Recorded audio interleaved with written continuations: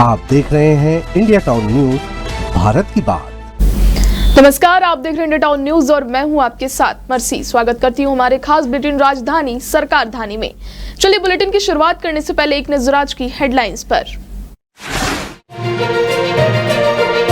विष्णुदेव सरकार की महत्वपूर्ण उपलब्धि, प्रकृति परीक्षण अभियान को मिली सफलता।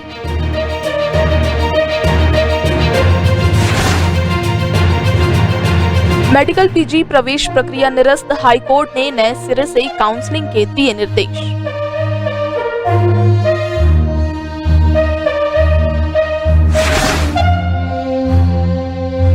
एनआईटी रायपुर का 15वां दीक्षांत समारोह, इसरो के पूर्व चेयरमैन को मिली डॉक्टरेट की मानद उपाधि।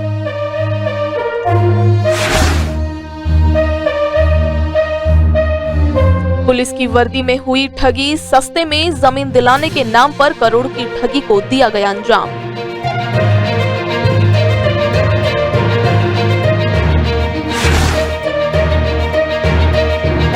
चौथे दिन की कार्रवाई में मचा हंगामा, बैच की रेकी पर बिफरा विपक्ष।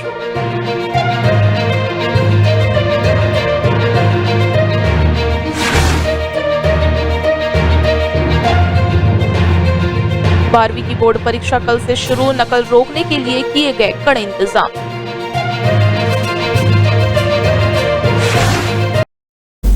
अब खबरें विस्तार से।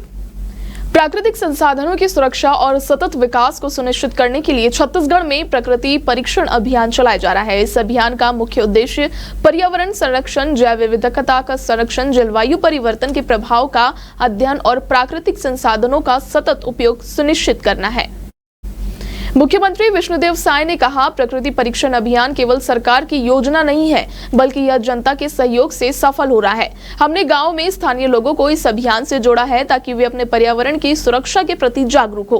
पर्यावरणवादियों का भी मानना है कि छत्तीसगढ़ सरकार का यह प्रयास देश के अन्य राज्यों के लिए एक उदाहरण बन सकता है। अगर इसी तरह से सतत विकास की दिशा में काम किया जा रहा तो आने वाले वर्षों में छत्तीसगढ़ एक हरित और स्वच्छ राज्य बनने की ओर अग्रसर होगा।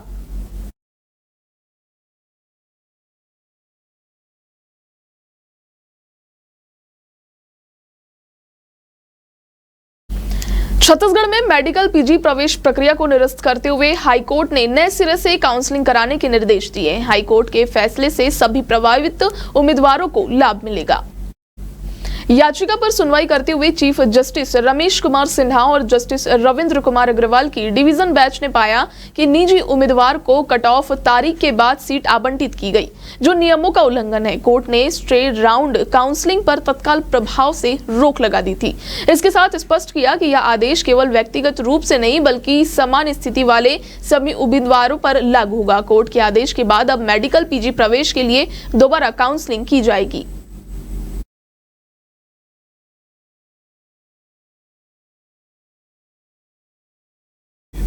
राजधानी रायपुर स्थित नेशनल इंस्टीट्यूट और टेक्नोलॉजी एनआईटी का आज 15वां दीक्षांत समारोह। इस समारोह में खास बात यह है कि एनआईटी रायपुर पहली बार डायरेक्टरेट की मानद उपाधि देने जा रही है। यह उपाधि इसरो के पूर्व चेयरमैन डॉक्टर एस सोमनाथ के अंतरिक्ष विज्ञान और प्रौद्योगिकी में उत्कृष्ट योगदान के लिए दी जाएगी। एनआईटी के दीक्षांत समारोह में आज 1319 विद्यार्थियों को डिग्री प्रदान की जाएगी, जिनमें से 27 विद्यार्थियों को गोल्ड मेडल से सम्मानित किया जाएगा। इस समारोह के लिए प्रबंधन की तैयारियां पूरी हो चुकी है और विद्यार्थियों में अलग ही उत्साह देखा जा रहा है।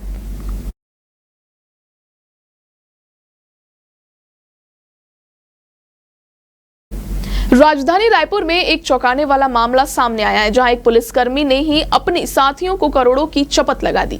सस्ते में जमीन दिलाने का झांसा देकर लाखों करोड़ों ऐंठने वाला यह हवलदार खुद को एंटी करप्शन ब्यूरो का अफसर बताता था, जिससे पुलिसकर्मी भी उसकी बातों में आ जाते। 5 साल से फरार चल रहे इस ठग पुलिसकर्मी को आखिरकार सिविल लाइन पुलिस ने गिरफ्तार कर लिया है। इस ठगी मामले में उसके 3 साथी पहले ही सलाखों के पीछे पहुंच चुके हैं। करोड़ों की ठगी मामले में गिरफ्तार आरोपी जयदेव वर्मा हवलदार के पद पर तैनात था। साल 2019 में टिकरापारा, गुड़ियारी, सिविल लाइन और गंज इलाके में उसने अपने ही साथियों को जमीन दिलाने के नाम पर लाखों करोड़ों की ठगी की। जयदेव ने पहले ही कम कीमत में जमीन देने का झांसा दिया और जब पुलिसकर्मियों ने पैसे दे दिए, जब पीड़ितों ने रकम वापस मांगी तो उसने जल्द पैसा लौटाने का वादा किया, लेकिन फिर गायब हो गया। इस ठगी में जयदेव वर्मा अकेला नहीं था, बल्कि उसके 3 और साथी भी शामिल थे।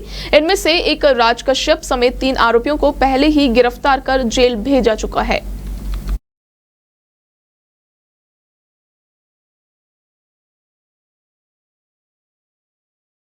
छत्तीसगढ़ विधानसभा बजट सत्र के चौथे दिन की कार्रवाई शुरू होते ही हंगामा शुरू हो गया। विपक्ष ने प्रदेश कांग्रेस अध्यक्ष दीपक बैज की रेकी करने का आरोप लगाते हुए जोरदार हंगामा मचाया। विपक्ष ने आरोप लगाया कि आप हमारी रेकी करवा रहे हैं। इस पर आसंदी ने कहा कि प्रश्नकाल के बाद मौका दूंगा, लेकिन विपक्ष अपनी बात पर अड़ा रहा और नारेबाजी शुरू कर दी। सदन में मचे हंगामे के बीच आसंदी ने कार्रवाई 10 मिनट के लिए स्थगित कर दी।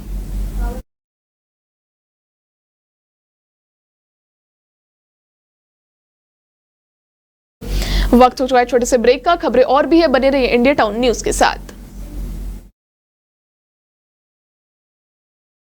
ये हमारे संस्कार ही है। भारत को भी मां के रूप में देखते हैं, खुद को मां भारती की संतान मानते हैं।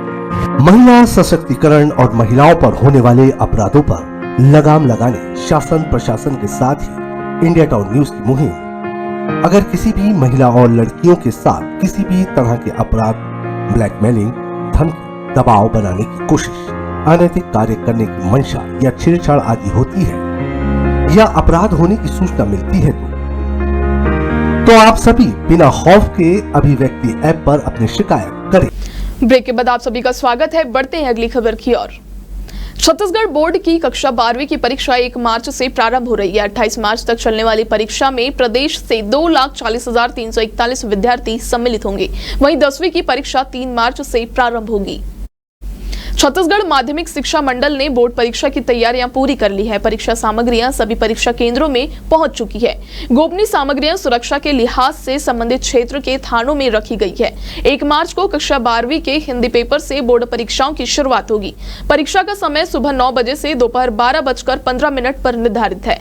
परीक्षा के दौरान नकल रोकने के लिए कड़े इंतजाम भी किए गए हैं। नकल प्रकरण वाली उत्तर पुस्तिकाओं का लिफाफा अलग से बनाया जाएगा।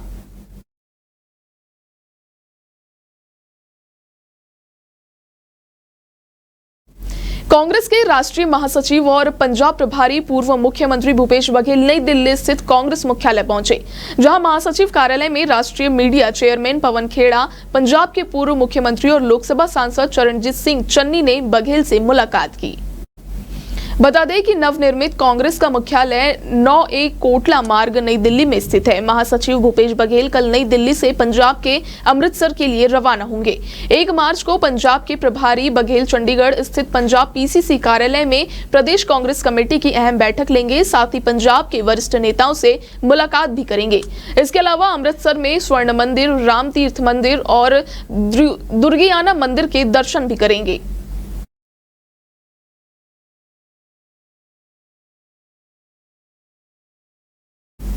पूर्व आबकारी मंत्री कवासी लखमा शराब घोटाले मामले में जेल में बंद है। अग्रिम जमानत के लिए लखमा ने याचिका हाई कोर्ट में दायर की है। इस याचिका पर जस्टिस अरविंद वर्मा की बेंच में सुनवाई हुई। इस दौरान याचिकाकर्ता के अधिवक्ता ने अपना पक्ष रखा, जिस पर कोर्ट ने ACB EOW को नोटिस जारी कर जवाब मांगा है। वहीं अगली सुनवाई 13 मार्च 2025 को तय की गई है। बता दें कि पहले भी कवासी लखमा की अग्रिम जमानत की याचिका EOW की स्पेशल कोर्ट पहले ही खारिज की जा चुकी है। कवासी की ओर से वकील ने उन्हें निर्दोष बताते हुए झूठे मामले में फंसाने और परेशान करने का आरोप लगाया था।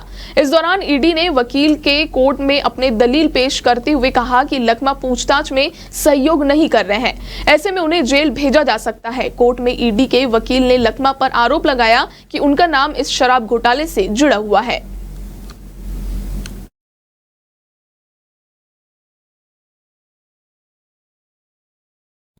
PCC चीफ दीपक बैज ने अपने घर की रेकी कर जासूसी करवाने का आरोप लगाया है। उनका आरोप है कि बीते 2 रातों से लगातार 24 घंटे दंतेवाड़ा पुलिस CG की 17 गाड़ी उनके रायपुर स्थित उनके शासकीय निवास की रेकी कर रही थी। दंतेवाड़ा के एडिशनल SP से बात की, लेकिन कोई संतोषजनक जवाब नहीं दिया गया। बिना दस्तावेज के वे यहां पहुंचे थे। इस पूरे मामले को लेकर अब पूर्व सीएम भूपेश बघेल ने भाजपा सरकार पर निशाना साधा है। उन्होंने अपने सोशल मीडिया एक्स पर लिखा कि छत्तीसगढ़ की भाजपा सरकार को कौन सा डर सता रहा है कि विपक्ष के नेताओं की जासूसी करवा रही है।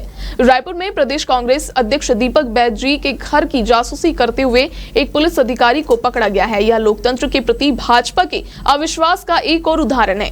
वहीं डिप्टी सीएम अरुण साव ने पीसीसी चीफ दीपक बैज के आरोपों को बेबुनियाद बताया है। उन्होंने कहा कि कांग्रेस जनता का ध्यान भटकाने की कोशिश कर रही है।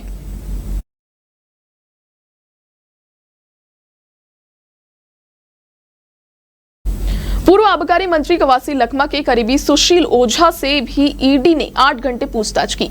ओझा करीब 10 घंटे बाद ईडी दफ्तर से बाहर निकले। उन्होंने बताया कि गैदू और उनसे अलग अलग पूछताछ हुई। फरारी के लग रहे आरोपों पर कहा कि वे छत्तीसगढ़ से बाहर थे। माना जा रहा था कि मामले में ओझा फरार है, तब उनके परिवार के सदस्यों ही पूछताछ की जा रही थी और फरार करार दिया गया था। इसका जवाब देते हुए ओझा ने बताया कि ईडी की रेड 28 दिसंबर को की गई थी, जबकि वे 25 दिसंबर से ही छत्तीसगढ़ से बाहर थे।